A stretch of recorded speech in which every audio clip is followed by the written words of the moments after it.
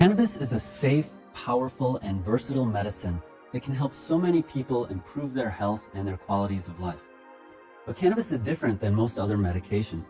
First of all, it comes in a wide variety of strains and preparations. It's really like thousands of different medicines in one, each with different medical properties that may or may not be appropriate for you. Cannabis also has a very wide effective dosing range.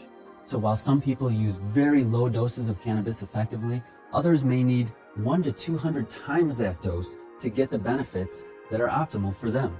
Individuals respond very differently to cannabis. Even similar types of people with the same medical conditions may need a totally different dosing, strain, and delivery system approach because of those genetic and personal differences.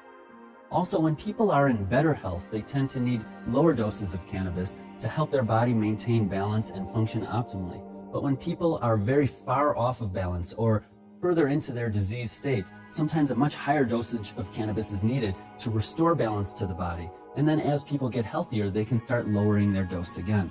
Cannabis dosing can be challenging, especially because of what we call biphasic dose-response effects. We observe these effects in many cannabis users. Biphasic means that as you start increasing your dose of cannabis, you're going to get a stronger and stronger response until a certain point where you increase the dose even more and you start to get diminished responses to cannabis. And as you continue to increase the dose, you get even less of an effect. So there's a sweet spot in the middle, the peak of the bell curve, and that's the biphasic effect.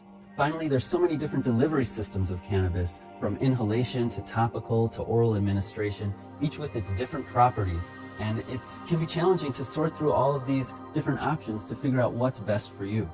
It's unlikely that your doctor or even your bud tender or the person you get cannabis from will be able to tell you what's the optimal dosage for you. To find that optimal dosage, you have to go through a trial and error experience.